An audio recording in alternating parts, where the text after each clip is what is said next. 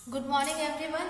आज की कक्षा में आप सभी का स्वागत है, अभिनंदन है। पिछली कक्षा में हमने जाना था कि आकलन का वर्गीकरण किस प्रकार होता है, इसका वर्गीकरण यानी क्लासिफिकेशन ऑफ असेसमेंट कैसा है, मैंने बता दिया था आपको। ठीक है, उसी में से आज हम पढ़ेंगे डायग्नोस्टिक असेसमेंट यानी निदानात्मक आकलन के विषय में। ठीक है, आइए देखते हैं। आप सब पहले वाला वीडियो अवश्य देखिएगा तो स्पष्ट हो जाएगा।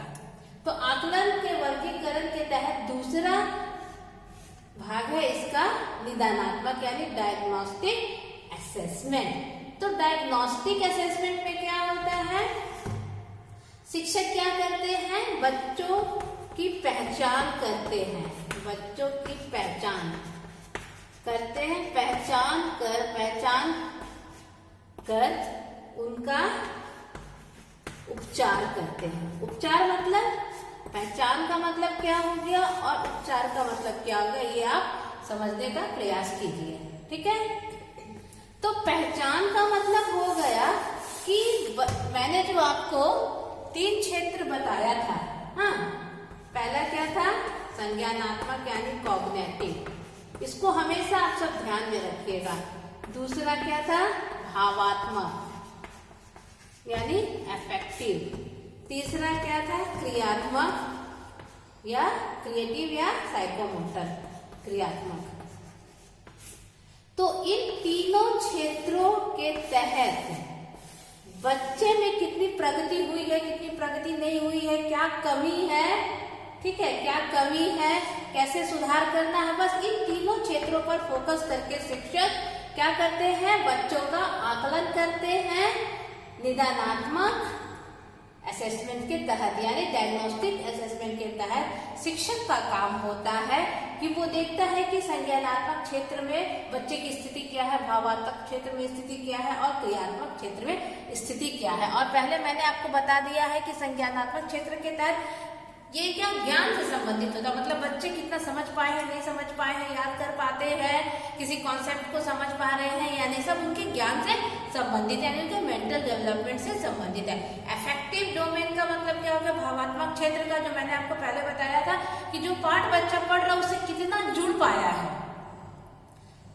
कितना उसका प्रयोग अपने जीवन में कर रहा है जुड़ करके, और कितना रुचि ले रहा है, ये हो गया अफेक्टिव डोमेन के तहत यानी भावात्मक क्षेत्र के तहत। और क्रियात्मक यानी क्रिएटिव सेक्टर के तहत देखा जाता है कि बच्चे ने जो सीखा उससे संबंधित वो कार्य कर रहे हैं यानी प्रैक्टिकल कर रहा है कि नहीं, टीचर ने जो काम उसे दिया है वो कंप्लीट कर पा रहा है या नहीं, अपने विभिन्न अंगों के द्वारा, चाहे कोई एक्टिविटी करके या और किसी भी विधि से जैसा शिक्षक कार्य देते हैं।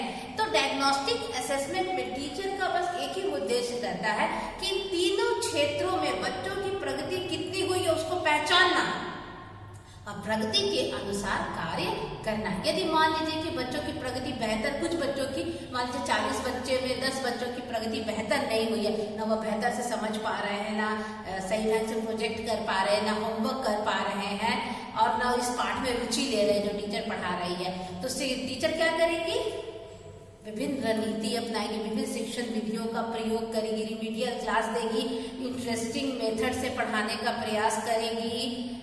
मतलब टीचर क्या करेगी, उनके इन तीनों क्षेत्र को सशक्त करने के लिए उनका उपचार आरंभ करेगी। उपचार का मतलब क्या हो गया, जैसे डॉक्टर दवा देते हैं, पहले रोग की पहचान करते हैं, फिर क्या करते हैं, मेडिसिन प्रेस्क्राइब करके रोगी का इलाज करते हैं। ठीक वैसे ही टीचर इन तीनों क्षेत्रों में बच्चों की प्रगति को पहचानते हैं। यदि प्रगति कम है तो विभिन्न तकनीकों का प्रयोग करके, विभिन्न मेथड्स का प्रयोग करके टीचर बच्चों की प्रगति को संतोषजनक बनाने का प्रयास करती है। यदि प्रगति बेहतर है तो और उसे आगे बढ़ाने का प्रयास करती है। तो आज की कक्षा में इतना है, मुझे उम्मीद है कि आप समझ गए होंगे। यदि कोई प्रश्न है तो मुझसे आप व्हाट्सएप पर पूछ सकते हैं, फोन करके पूछ सकते हैं। मेरे साथ बने रहने के लिए आप सबका बहुत बहुत